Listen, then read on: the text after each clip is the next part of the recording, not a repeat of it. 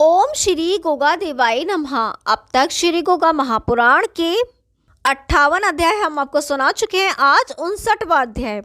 भारत की नारियों ने भी अपना बलिदान देकर सदा देश का मान बढ़ाया है और यहाँ के वीरों ने बेवकूफ़ी के साथ कंचन कामनी के भोग विलास में लिप्त रहकर ही देश को बर्बाद कर अपने को मिटाया है। ऐसा कौन कट्टर इंसान होगा जो इन धर्म की देवियों पर चार आंसू ना बहाएगा। अरबों के जालिम नेता का अंत करने वाले इन दोनों राजकुमारियों को महादेवी के पद से शोभित कर भारत की नारियां इन्हें अपने हृदय आसन पर स्थान देंगी। इसके पश्चात अरब की विजय का कोई महत्व ही नहीं रहा। अरबों ने हिंदुओं से ही दर्शन शास्त्र, ज्योतिष, गणित, चिकित्सा पद्धति और शासन की कला सीखी थी। इसके पश्चात गजनी के तुर्क सुबुक्तगीन और उसके पुत्र महमूद ने पंजाब पर हमला कर विजय प्राप्त की। उस समय वहां राजा जयपाल का राज्य था। उस अकेले का जब कोई बस ना चला और कोई भी राजा उसकी मदद को ना आया तो वह वीर अकेला ही लड़कर मारा गया और उसका सारा नगर जलाकर सब धन दौलत लूट लिया गया। जयपाल को पराजित कर उसने सिंध प्रदेश पर भी एक दिन में अधिकार कर लिया। धीरे धीरे महमूद ने अपने पिता के जीते प्रदेशों को भी हड़प लिया। भारत की अतोल संपत्ति का वह स्वामी बन गया। साथी तलवार के बल पर उसने इस्लाम मत का प्रचार किया और लाखों नर नारियों को मुसलमान बनाया। परंतु भारत के बेगैरत वीर नरेशों की निद्रा भंग न हुई। सारे विश्व को भारत की दुर्बलता का पता चल गया और दुर्बल भारत को लूटने को सभी का मन ललचाने लगा। दुश्मनों की चढ़ बनी, जिसके कारण हजारों महावीरों का बलिदान होकर देश का भाग्य फूटता चला गया और देश पर विदेशी लोग अपने जासूस भेज भेज कर यहाँ का भेद जानकर भारत की धन दौलत लूटकर बनमान बनने लगे। आपस की फूट का जो परिणाम होता है वह हमारे देश को भोगना ही पड़ा और हमें गुलाम ही बनना पड़ा। यह कौन नहीं जानता। यह कथा गोरख गुरु की कही हुई है जो एकदम सच्ची है और यकीन करने के काबिल है। आपसी फूट का नाम ही बेवकूफ़ी है। अपने भाइयों को लूटना या बर्बाद करना अपने पैरों पे खुद कुल्हाड़ी मारने जैसा है। एक दूसरे से द्वेष करना बड़ी नासमझी है, यानी विनाश काले विपरीत बुद्धि वाली कहावत है। भारत में हमलावर विदेशी लुटेरे आते रहे और हमें मामूली मच्छर समझा। उनकी लूटपाट रोकने को कोई भी आगे नहीं आया।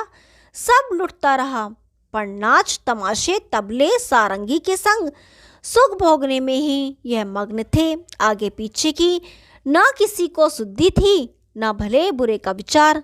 उधर जब विदेशियों ने भारत को लूट लूट कर अपार धन इकट्ठा कर लिया तो फिर फौजें इकट्ठी कर और यहाँ के राजाओं को भयभीत कर या धन मोह का लालच देकर बड़े बड़े हमले करके बड़ी बड़ी लूटपाट करनी आरंभ कर दी। यहाँ के राजा लोग बैठे खुशियाँ मनाते रहे और अपने सिंहासन पर बैठे बैठे ही अपने मंत्रियों से कहते, बड़ा अच्छा हुआ जो नगर जलाकर नष्ट कर दिया। पाजी अपने घमंड के कारण किसी को कुछ समझता ही नहीं था। यह दशा गोगावीर के आखिरी कुटुंबियों की हो गई थी और उनकी चंदेरी में चंदेलों का राज्य हो गया था। थानेश्वर में लूटपाट कर लुटेरों ने खंडर कर दिया था और वह अपार धन और हजारों सुंदरियों को दासी बनाकर अपने साथ ले गई। श्री गोगा महापुराण 59वां अध्याय समाप्त। अब 60वां अध्याय।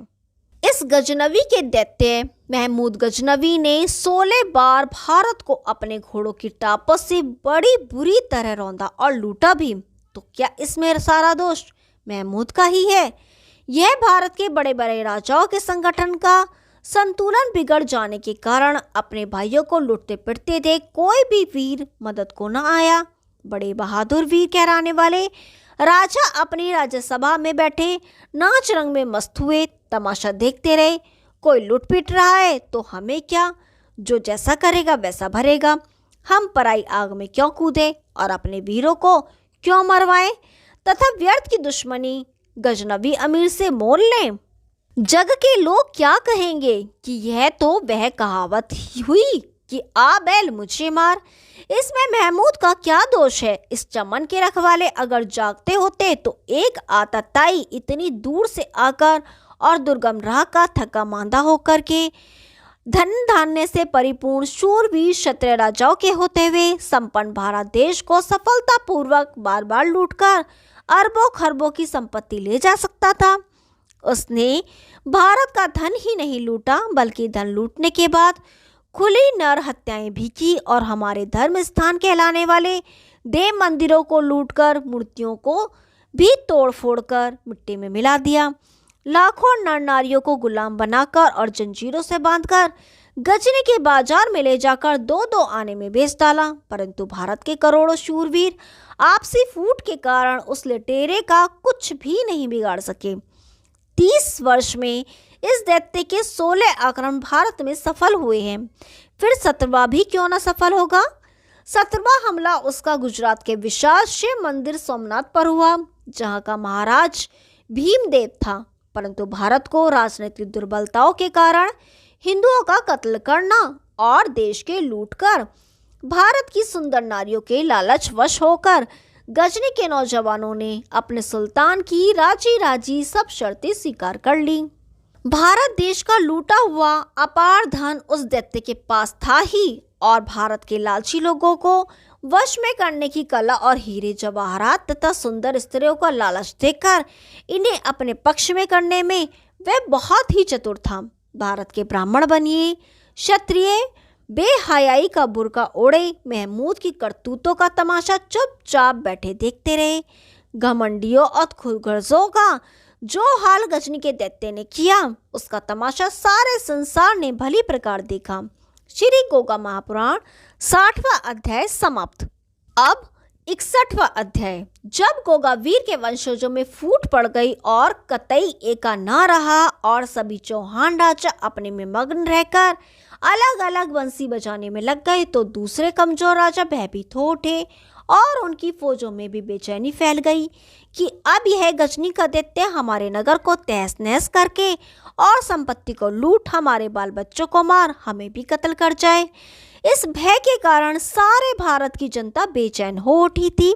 भाइयों, अब जरा लूटे हुए सोमनाथ मंदिर की दशा का भी चित्र देखो।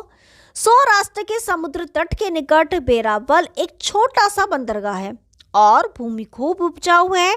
वहां का सौंदर्य लीलाधारी की लीलाओं की अनोखी कला का बड़ी बखूबी से बखान कर रहा है।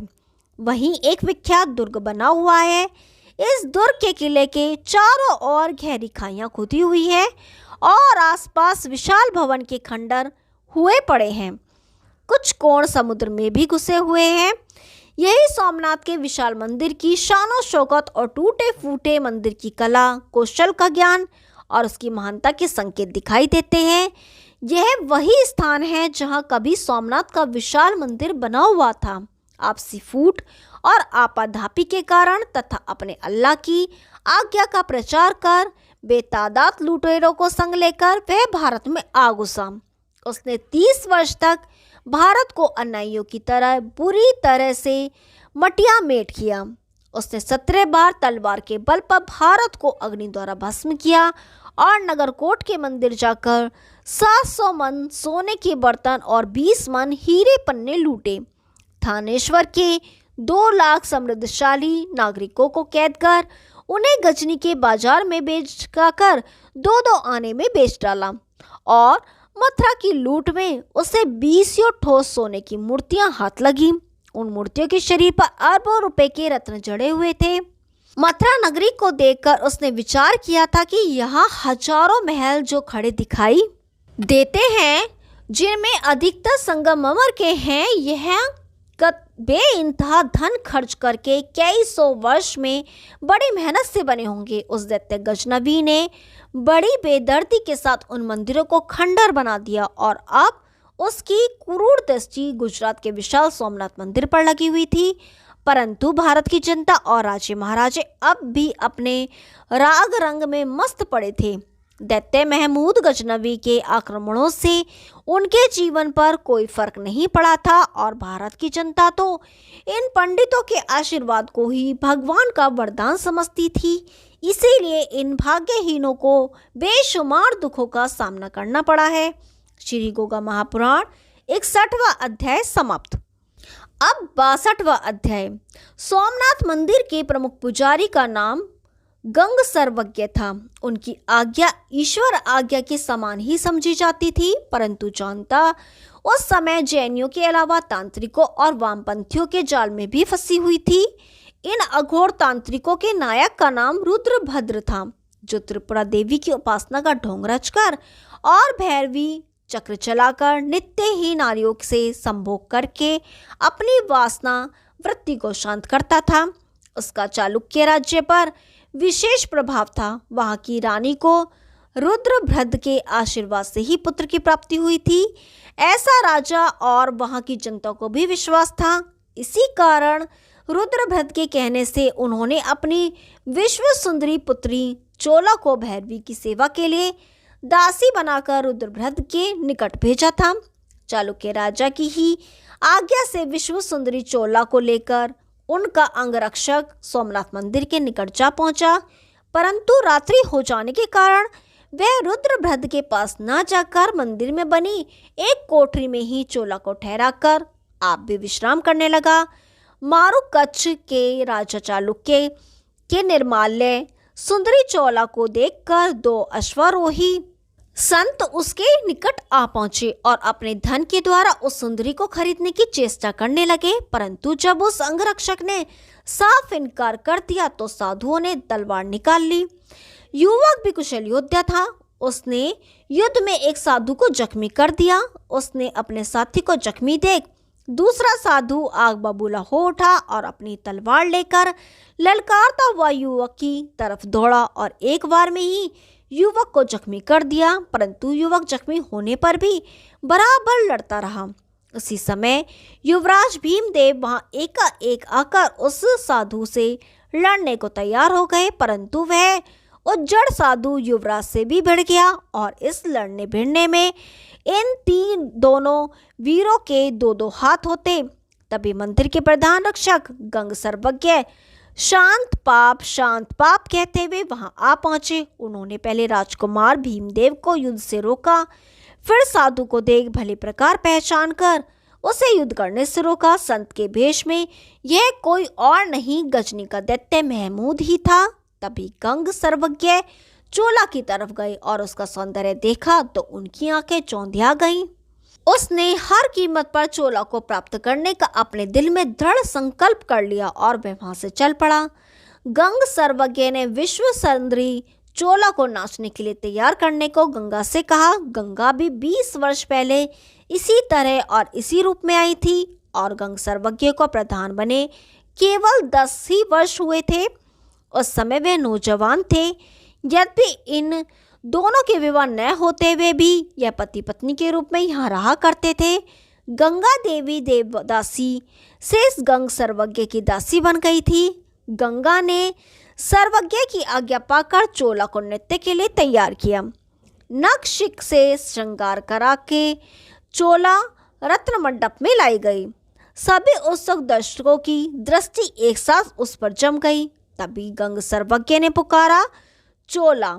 चोला का दिल धड़क उठा और धड़कते दिल से उसने गंग सर्वज्ञ की ओर देखा। तभी सर्वज्ञ ने देवता की तरफ हाथ से इशारा किया। चोला ने उठकर देव को प्रणाम किया और साष्टांग दंडवत कर गंग सर्वज्ञ को भी प्रणाम किया।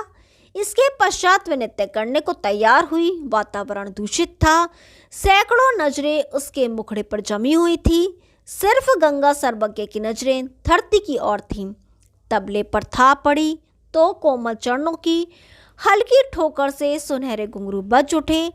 फिर तो नूपुर की झनकार से वह गोरे चरण उस सभा भवन में विस्तार पूर्वक आश्चर्यजनक उधम मचाने लगे। घुंघरू की झनकार लोगों के हृदय में अजीब धड़कन पैदा कर रही थी। गंगा द्वारा पहनाई जरी की चोली, सुंदर कढ़ाई वाला लहंगा, हीरे पन्नों से दमकता सीना, नीलम से ढकी पतली कमर तथा पैरों की पायल की गति बड़ी तेजी के साथ लोगों के दिलों में हलचल मचाने लगी। इसके साथ ही संगल द्वीप की मुक्ताओं से संभाले कुंचित केश हवा में लहरा लहरा कर नृत्य को देख दर्शक जन घर बाहर की सुध-बुध भुला बैठे। उस सुकुमारी किशोरी का अद्भुत नृत्य देख बड़े बड़े कलाकार आश्चर्य करने लगे। सब दर्शकों को ऐसा आभास हो रहा था कि शरद ऋतु की ऊष्मा नृत्य करती हुई आकाश से उतर सोमनाथ बाबा के दर्शनों को आई है। नाचते नाचते सुंदरी चोला का सब ही ज्ञान लुप्त हो गया। उसे सुध ही ना रही कि सब ही नरमुंड उसकी तरफ ताक रहे हैं। एक बार वह गंग सर्वज्ञ की ओर देख फिर ज्योतिर्लिंग देवता की ओर मुख कर अधीरता पूर्वक नृत्य करने लगी। पर्वत से गिरते झरने के समान उसके नृत्य की गति हो गई थी। मृदंग वादक हाफने लगे थे। चोला के चरणों की गति से सब ही हार मान बैठे थे। धीरे धीरे नृत्य की गति मंद हुई और वह सर्वांग सुंदरी चोला हजारों जन समूह के सम्मुख बेसुध हो पृथ्वी पर गिर पड़ी। जन जन की नसों का रक्त जम गया। दर्शक फिर उदास हो बैठे के बैठे रह गए। गंग सर्वज्ञ ने गंगा की को इशारा किया। तब गंगा बड़े यत्न के साथ अपने अंग में भर उसे मंदिर के कक्ष से ले गई और गंग सर्वज्ञ अपने आवास में चले गए। सभी के हृदय में कल्पना जागृत हो उठी कि ऐसा नृत्य ना पहले कभी देखा और आगे देखने को मिलेगा।